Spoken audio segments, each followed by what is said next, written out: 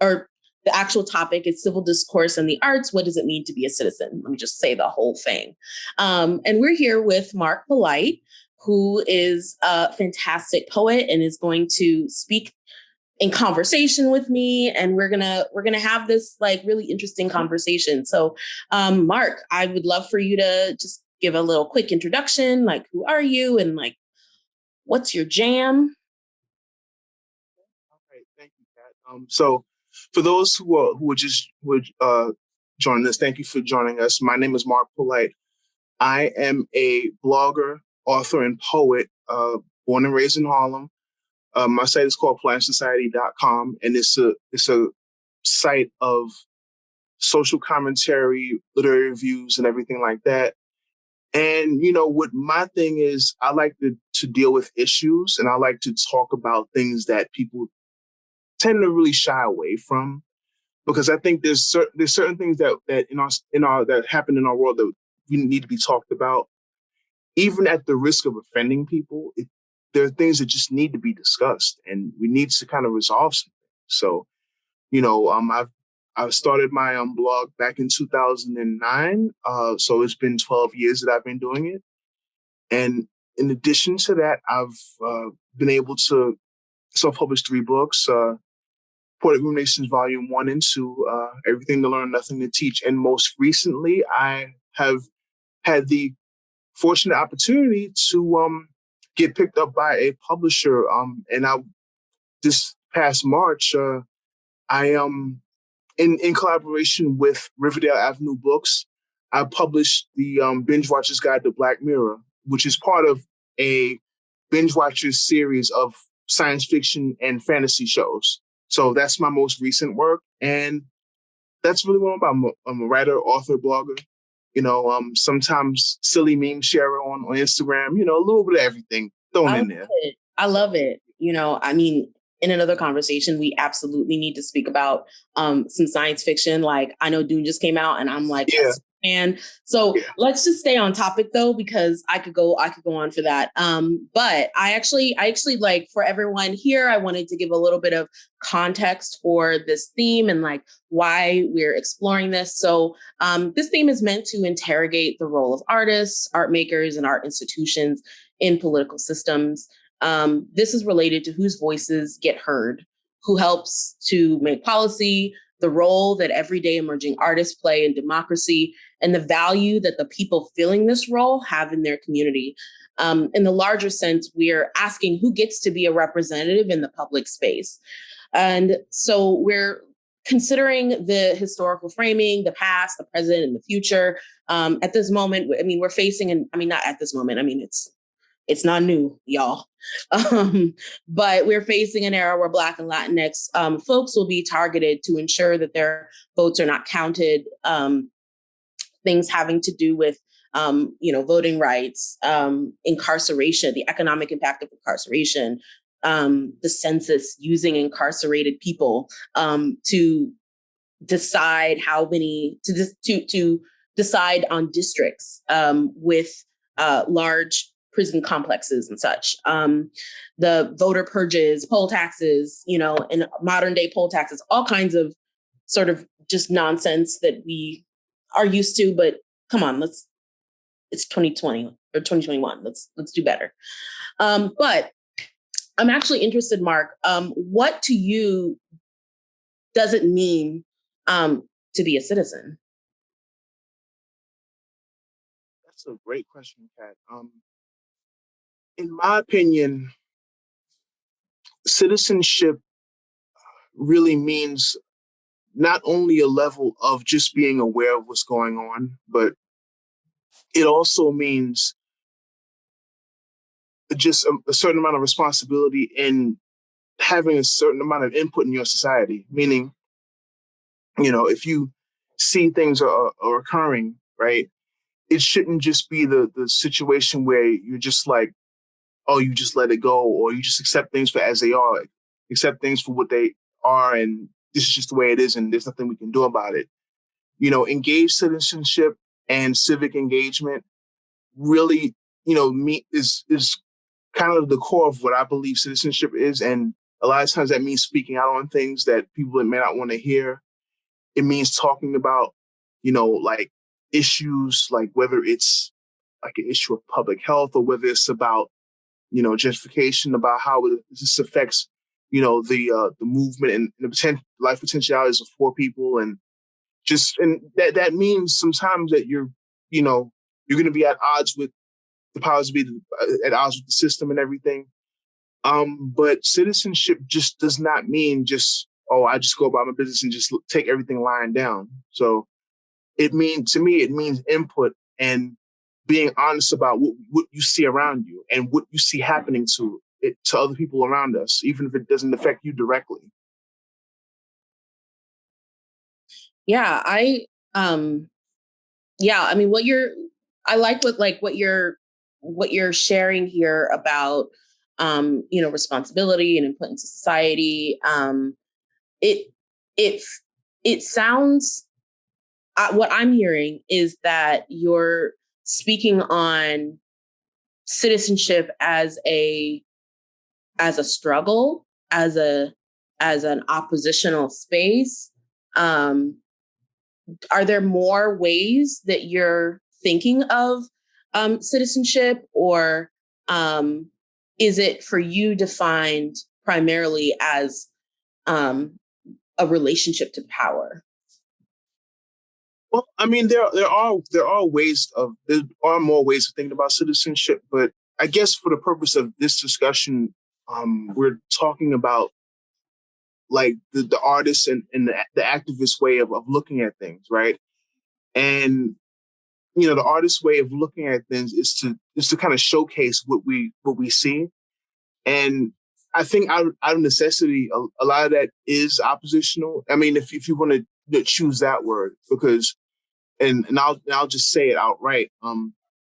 You know, if I would, if I wasn't who I was, maybe my consciousness wouldn't have developed an oppositional outlook, because as I've grew up and where I came from, right, I've had to navigate a lot of difficult and tough systems, whether it be a school system that may not be in your best interest, um, resources that may not be readily available. So, like, I had to come through all of that. So maybe that plays a big role in why I had this vantage point of always, at struggling with things as they are.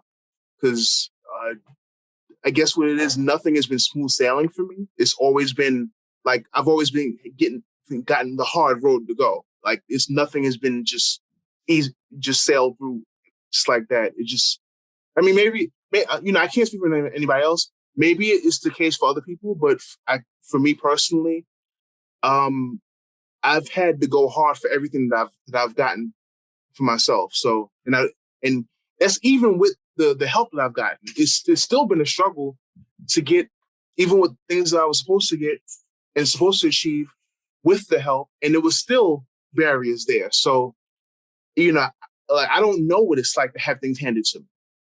So I can't speak from that vantage point. I mean, it's great if you can, but I can't speak from that vantage point. So I can only conceptualize, things as a struggle, because when you have to struggle just to get adequate education, just to, make it from one corner to the next, I mean, just basic stuff, you know what I'm saying? Yeah. Like that's what I know. That's what life is for me. 100%. And yeah, I don't know anything else. Yeah, no, I definitely understand and appreciate that. I mean, for like your definition of citizenship is very similar to mine, in that like citizenship is being publicly recognized as a human being with all the accompanying needs and wants and aspirations, because everybody wants to be physically and emotionally safe, to have the ability to express themselves, to protect what matters to them, to feel a sense of like stability and belonging, especially when moving between, physical and metaphorical spaces. This for me, this is a baseline recognition of or this baseline recognition of humanity is the through line of a good quality of life in many different spheres. I mean, giving just a little bit of background about me, you know, for example, I'm a queer, non-binary, child-free person. For me to attempt to curate my life in a way that accepts, celebrates, expresses the multifaceted nature of me, I need to be physically moving from place to place without fear of assault. Like, I need to know that the family structure that I choose or don't choose can be supported in the same way as cis het folks with, you know, a more traditional outlook on family building. Like, I need to have the ability to check the non-binary box on the form to allow me to be seen and validated.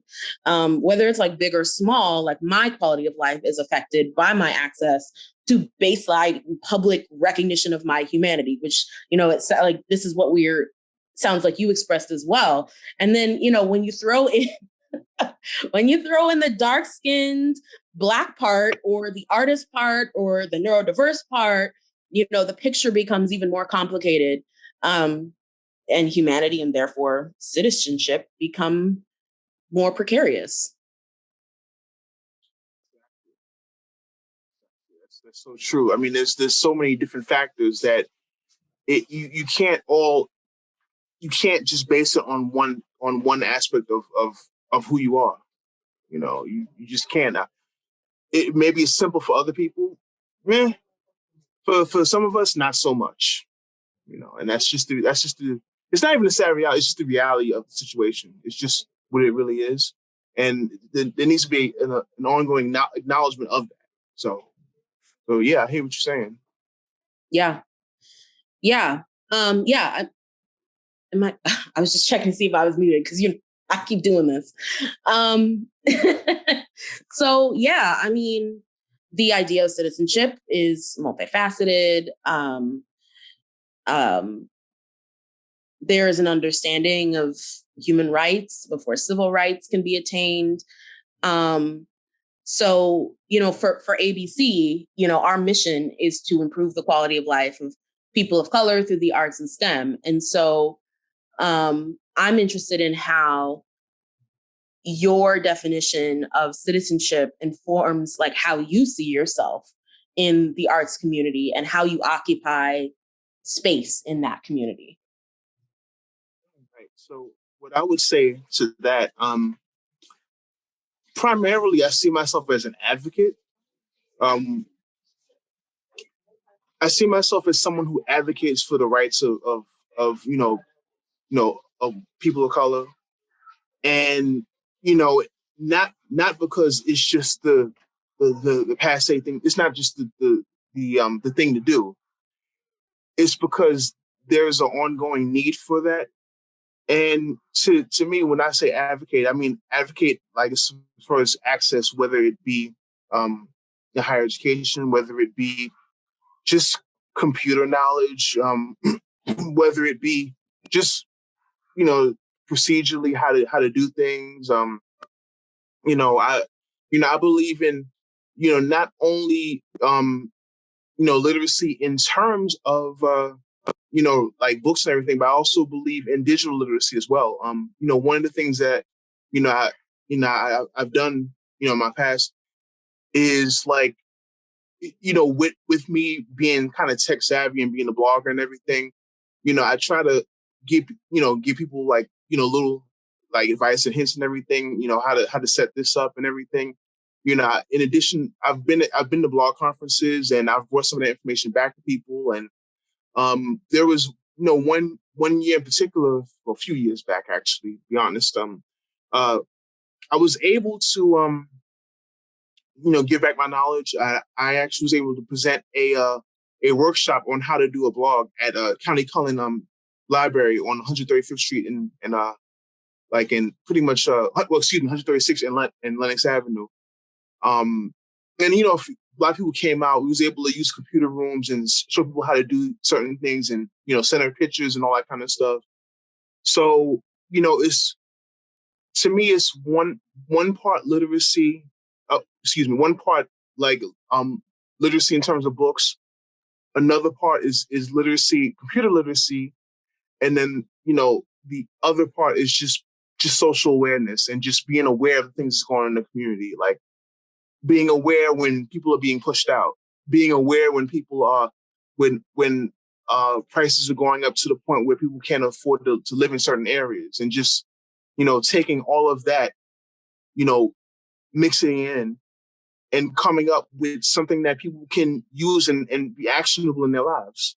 So that's kind of what my advocacy looks like. And that's kind of the focal point of it. Yeah. Yeah. What I heard you say is, you're seeing yourself as a literacy advocate, an economic advocate, and a digital ambassador, seated within the arts community, and your arts practice embodies that and celebrates that. I'm curious about, though, like, what does it mean for you to be in space with the people that you are attempting to interact with, to serve? Like, how do you show up in that space, like, as an artist advocate? How do you, like, what space is it, like, physically, metaphorically? What does that look like for you? That's okay. That's it. I'm gonna have to dig on that one. Because how does it look for me to show up in these spaces? I would say that I do my best, and I put my best foot forward to show up as myself. I don't like to present myself as somebody who knows it all, or somebody who has it all figured out, or anything like that. But what I can do is I show people what I know. Like, um, I kind of play on it. The idea that I don't know everything in my second book, which is it's titled "Everything to Learn, Nothing to Teach," and it's kind of like a play on words that say that, well, this guy doesn't know much, and like he's too young to tell me anything. But I kind of play with these concepts, right, to just kind of turn it on its head and just kind of expose things for what they really are. And I like to show up as I'm not a professor, so I don't want people to get the wrong idea. But I like to think of myself as someone who does want to teach people, right? I don't have the official title or anything like that. I don't have the letters behind my name or anything like that. But I consider myself as someone who likes to show people things, and like show people things around them, and kind of understand the world in a more holistic way. And that means, in a sense, meeting people kind of where they're at, but not necessarily leaving them there. And like not like because there's two ways you can reach people. You can either reach people and say, "Oh, I'm gonna throw you a bone," and say, "Oh, get on my level," or you could just be like, "Okay, you know what? I understand that you don't like that. You might not have experienced this before, so I'm gonna do my best to walk you through the process, A, B, C, and show you that this is not that hard. Like it's not that hard to really understand concepts. People see, like I'll give you like a silly example, right? Like people are scared of books sometimes. I mean, not scared, but intimidated about. They see a book that's 250 pages, right? But if you say to them, you know what, why don't, instead of looking at it as a mountain to climb, right? Why not just take that book, right? Um, Take it and read 10 pages a night, right?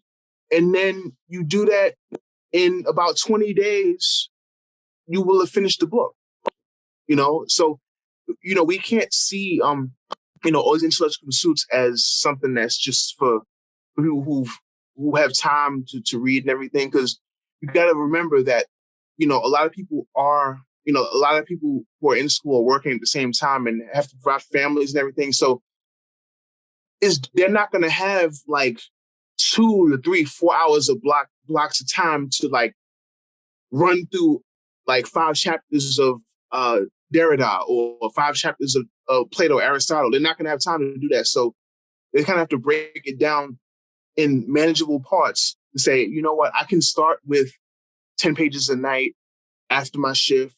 I can, it's not exciting, but I'll be like, okay, I can, I can read on my lunch break. I can bang out maybe 10 pages here, 15 pages there, put the book away, put it back in my bag. And then on my commute home, it take me 45 minutes to get home, right? Taking the D train or whatever. I can just go ahead and read another 20 pages. And then you can run through books like that if you really plot your stuff well. And that's my like micro example of showing people that just being well read does not have to look like some guy that's just sitting up in the library 3 or 4 hours a night, and 4 nights a week. A lot of working class people don't have time for that. Bottom line. So we have to kind of show people another way to do things. Yeah, no, I mean, this, so it sounds like the work that you're doing is really, like you said, exposing things as they are. Citizenship as an artist for you looks like, creating or curating reality. Like you said, like a book is not a whole book. It can be pieces, it can be experiences, there can be snippets here and there. And I love this idea of meeting people where they are, but not leaving them there. When I think about ABC and how we show up in this space, and also like how I show up as the leader of ABC, the CEO of ABC, I really think about the part of our mission that is really dedicated to quality of life. And this really comes from my own understanding of how oppressed people, specifically Black people, that's my experience, right, speak to and manage their oppressive reality over time. For example, in this country, we have a long history of being the permanent underclass, which means we have had, we've had that initial rebellion and fight back, and often, I mean, sort of diaspora wars, there's a discussion of, well, you're in the land of opportunity, African Americans, like how can Black immigrants come and do so much better, or or whatever, right? So there's that sort of like sense that, why are you not fighting? Or there's something there about, like, in the face of oppression, you fight it. But there is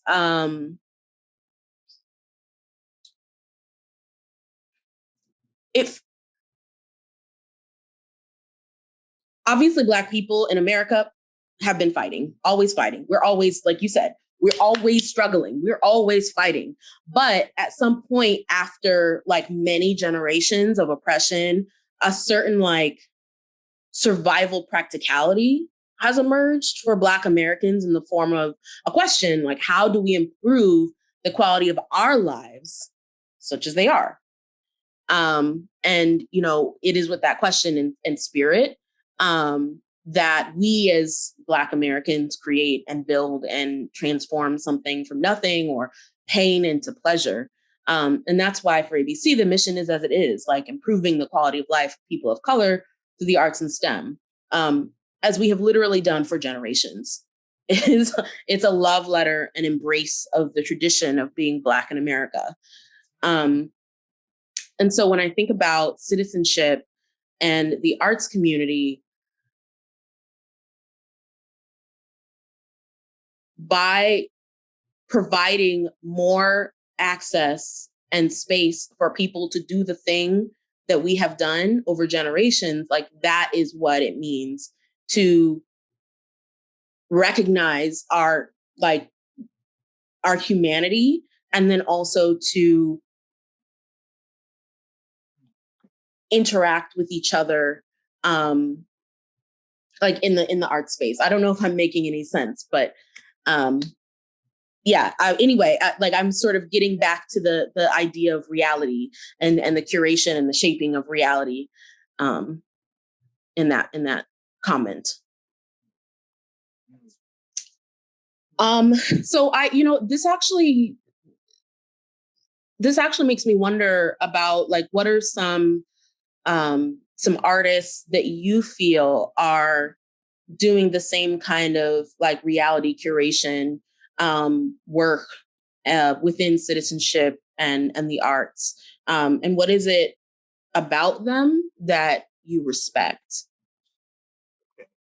All right. So, I would say, as far as artists and writers that I see as, really talking about things that need to be discussed out here.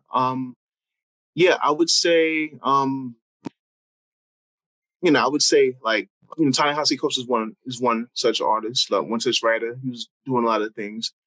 He talks a lot about like systemic racism and everything. So, I read his work too. Also, the uh my background is American Black Southern.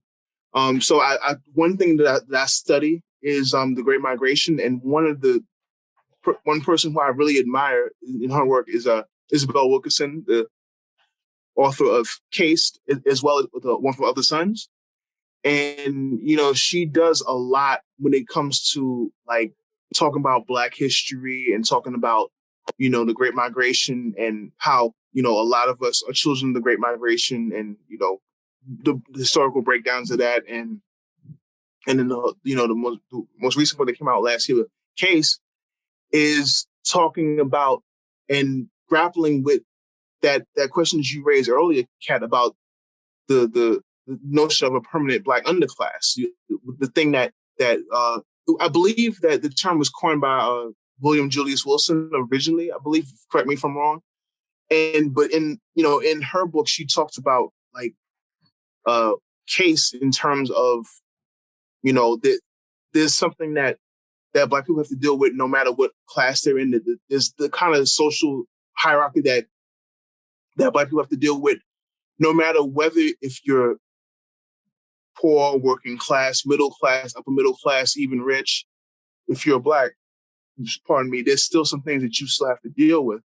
And, I think that, she deals with those issues like really well.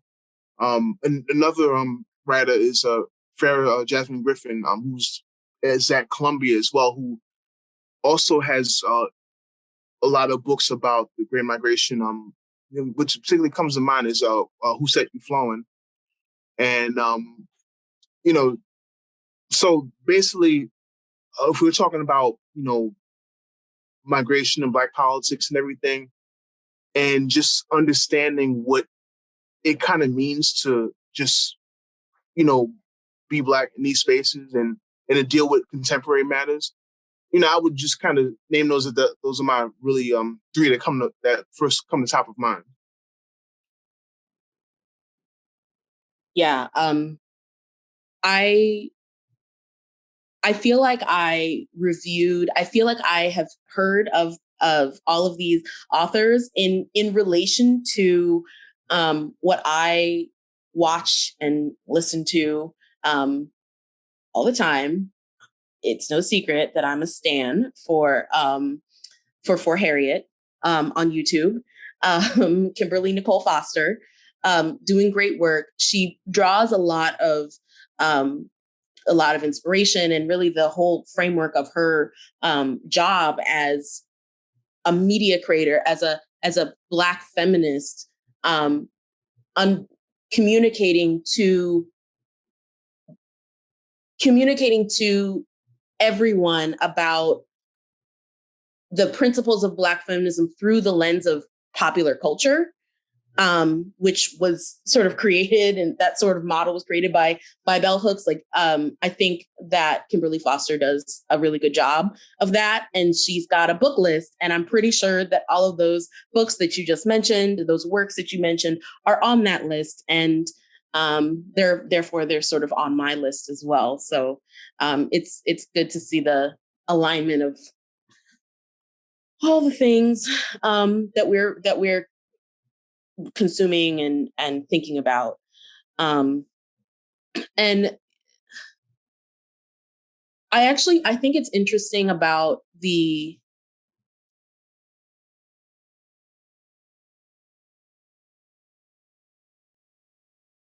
I have to say, I have to say that I have come to Ta-Nehisi Coates, Bell Hooks, uh, uh, what is her name? Michelle Alexander.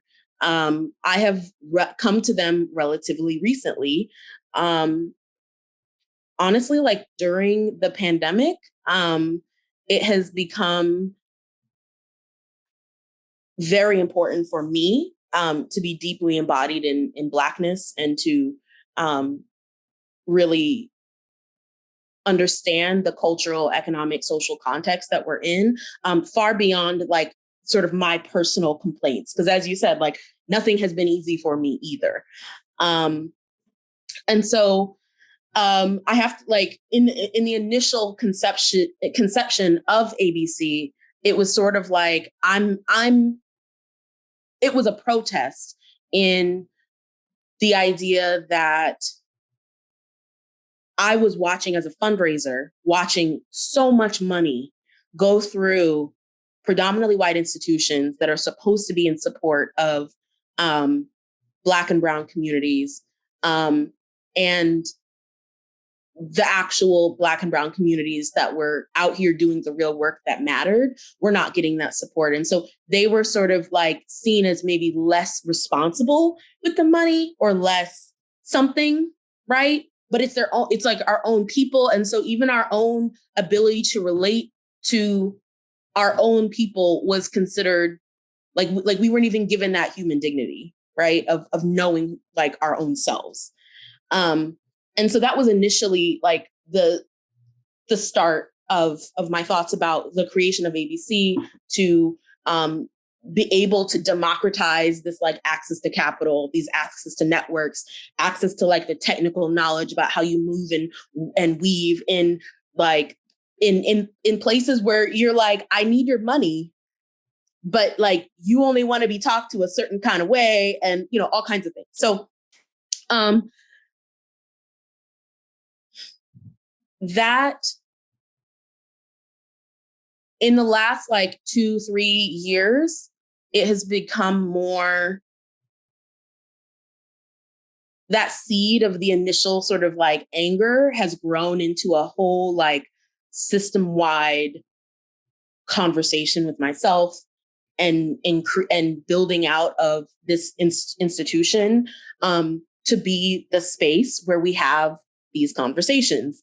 Rising Tides actually was part of the initial conception of ABC because I know that we all individually can't just question things in ways that are, I mean, it's just so multifaceted. Like the idea of your full humanity and your full citizenship is so multifaceted that it's important that you have seated within the work that you're trying to do to improve the quality of life of people of color. You're also thinking about, well, how are we doing this? And what are other people doing? And having that like self-reflective process so that you can just be honest about it, right? And it's again like creating a shared reality and understanding of reality as opposed to, using the ability, like the citizenship as a relationship to power to then decide what the reality is, right? You don't want to go and be like the new oppressor. That's not useful. That's not helpful, right? The struggle for Black liberation doesn't need more oppressors. I don't even know why. I was like, I'm just on that bent right now. I hear you. Because I mean, I think that what you're getting at with this, Cat, is that unfortunately, the unfortunate reality of dealing with the nonprofit world is that, since for lack of a better term, there's a big diversity problem in the nonprofit world, and I can see. I'm saying it in the nicest possible way that I can. But given that it's almost paradoxical that, given that the nonprofit world is kind of formulated with the sensible purpose of bridging inequality and dealing with social inequality, it's kind of paradoxical that that same apparatus that's built up to deal with inequality also kind of replicates the same lack of diversity and same inequalities that's within it. So I think that's kind of what you were getting at. So getting at the contradiction in that. So I've seen it. Don't have to name names, but I recognize exactly what you're talking about. So we here. 100%, and my sort of like last question before we start like rolling into some of the questions that the audience may have is and the sort of thought, which I think we basically touched on, is like the role of an artist in democracy here, right? I sort of spoke a little bit about, as an artist / arts administrator and the creation of ABC, it's important to have that self-reflective piece, but also the intervention piece, so that there is checks and balances, right? Democracy, right? Pluralism happening here. So I'm curious about what your thoughts here are about the role of artists in democracy. Well, I would say when it comes to the role of artists in democracy is to point out the things that actually stand as a challenge to it. And no one wants to hear this, but it also means reminding people of what they don't want to be reminded of. Like, not, for example, means not sweeping January 6th under the rug and acting like it didn't happen. Not running away from issues like voter suppression. Not running away from issues like disinformation in the Black community. Not running away from issues like people spreading all these lies about this happens to you, all the vaccine do this to you, that to you. And when predominantly a lot of us did suffer and perish from this thing, and we're suffering disproportionately during the pandemic, and not running away from these things. And when it comes to just democracy, it is one thing that Cornel West, another person who I admire, by the way. I know he's kind of on people's no-go list right now, but I still, for the work that he's done, he still needs to be commended. One thing that Cornel West says a lot is that he says that the role of the reformer and the activist is to make this country as good as its promise.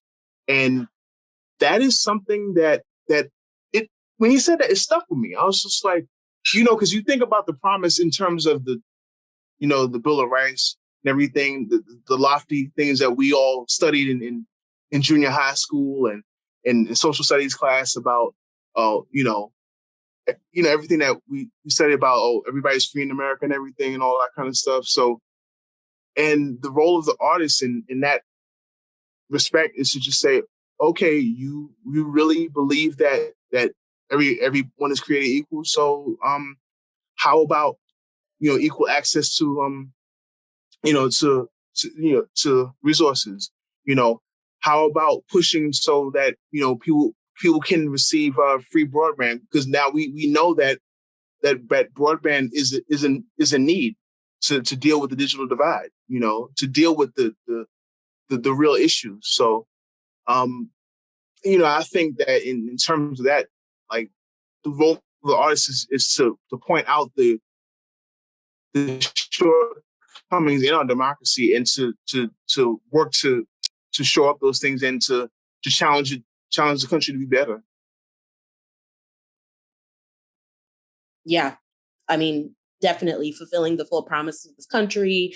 But I always, coming back to the full question at the beginning is like, but the promise, like, to whom? And, connotation versus denotation of a word, but it's applied to a concept, like, who gets to be a citizen?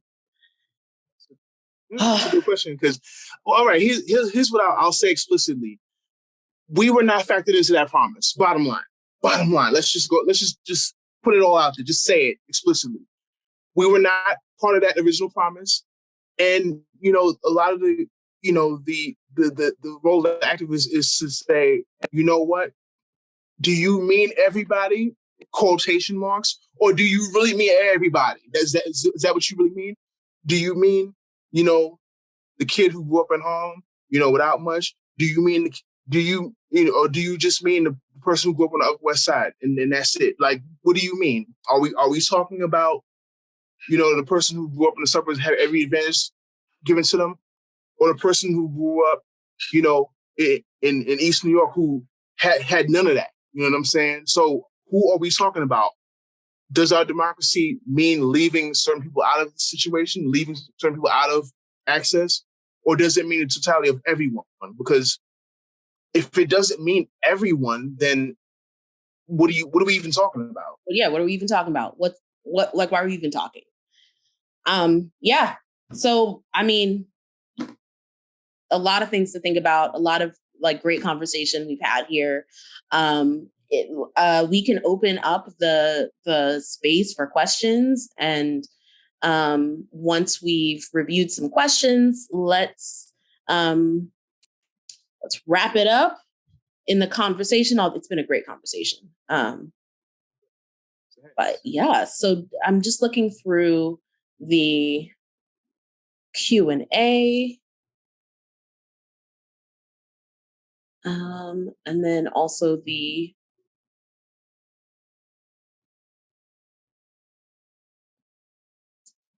okay, so we have a question here. Who are some of the artists that you admire for pushing the boundaries of who gets seen and heard in the public sphere, and why? Okay. Wow. Okay, that is a good question, Carol. That's a good question. Yeah, I mean, I don't want to reiterate myself from what I said from before. Like, I would, uh,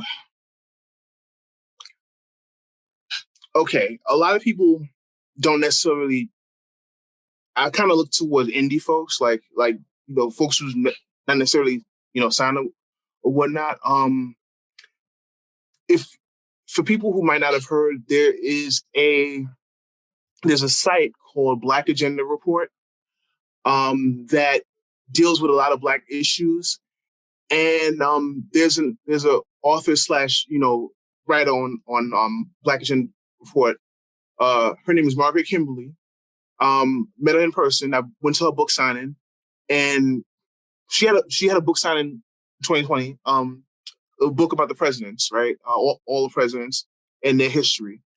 And she always talks about Black politics and what that means, and it even includes even includes dealing talking about sacred cows in the Black community, about who we can't talk about.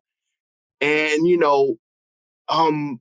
I have to say that I admire her bravery in dealing with a lot of issues, whether it be even the Obama years and what that might have meant and what it didn't mean, And so, I would say like, she's one person who I like look into, okay, we need more of that, because there's always the official version of everything. There's always the version that passes through the history books that kind of makes it through.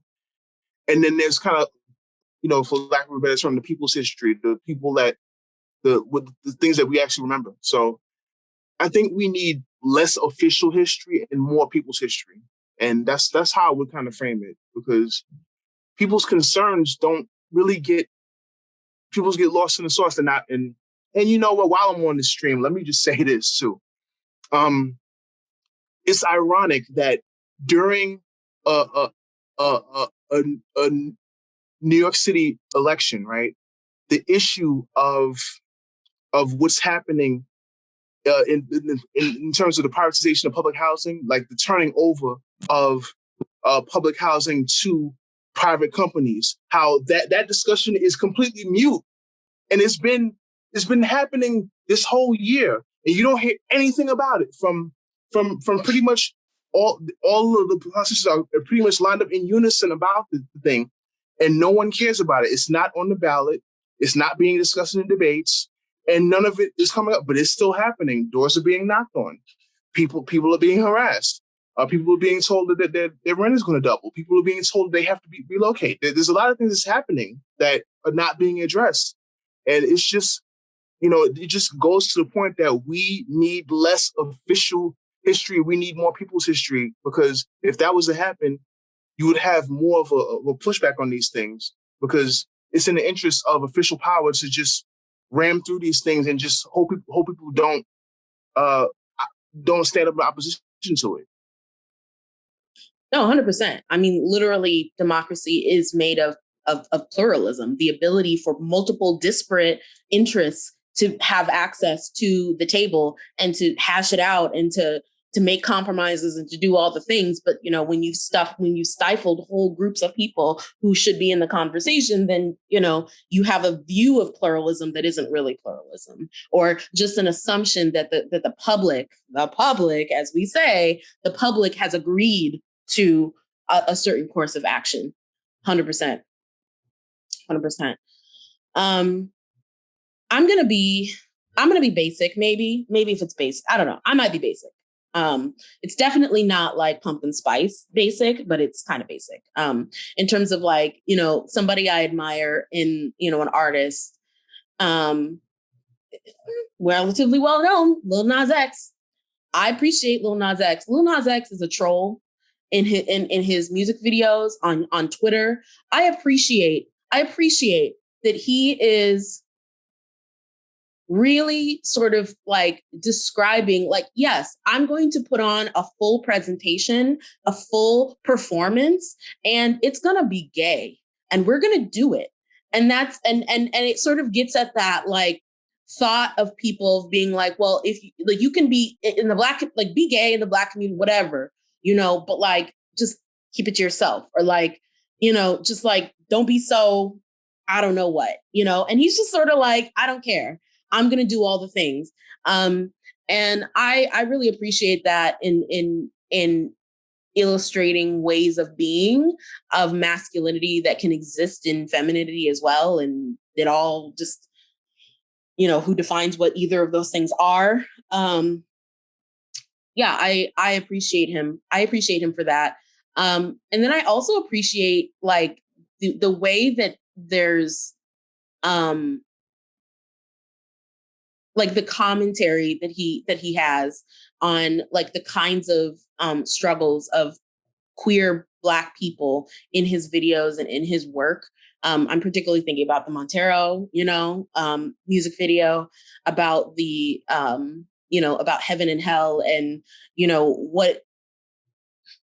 and that sort of like overall like religious conversation about, can you be queer, but also can you be religious?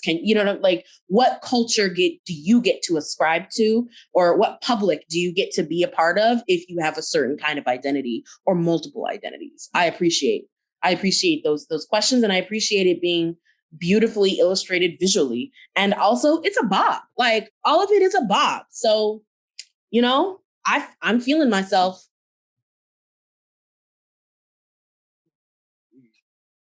Do we have any other questions? If we don't have any questions, we can, I see that we're at time actually. So yeah, thank you so much, Mark, for this conversation. And where can people reach you, contact you, learn more about you, buy your books, like do all the things to support you? Okay. All right. So, thank you. Thank you so much. I appreciate this invite, and it was great talking with you, Kat, about all these things that what it means to be an artist and what it means to be, active in our democracy. So I would say the best way to get in contact with me, you can reach out to me one of two ways. Well, actually, multiple ways. I'm pretty much on social media. I'm on Facebook. Oh, my bad. Excuse me, Meta. My bad. They just changed the name today. So, I'm on, that. I'm on Twitter. I'm on Instagram. Under Mark Polite. Yeah, you know, whole name. I don't have any aliases and nothing like that. I have so I'm there. And you can find me on I have two sites. www.politeonsociety.com. That's my main blog where I do like weekly updates and talk about a lot of different things. And, I get into, you know, current issues that may push people's buttons. And it just is what it is. It has to be said. You know what I'm saying? It be like that sometimes. So there's that. I have my official website, markpolite.com, where you can find my books. And as far as my books, you can find all of them on Amazon, Barnes and Nobles, and also Kindle as well. And physically, if you feel so encouraged to go to a store in person, I'm proud to say that all 4 of my books are available at Sisters Uptown Bookstore in Harlem on 156th Street and Amsterdam Avenue. So y'all can go there, ask for my books, and and say hi to Jennifer for me. So so that's where you can find me at. And if you want to send me an email, that's information on my site as well. So yeah, that's where you can find me at, and that's what I'm about. So yeah. Thank you so much, Mark. We appreciate the conversation. Thank you so much, everyone, for coming to this conversation about what does it mean to be a citizen. I hope y'all have a great, rest of, I don't know when you're watching this, rest of the week, rest of the weekend, whenever. Bye, everyone.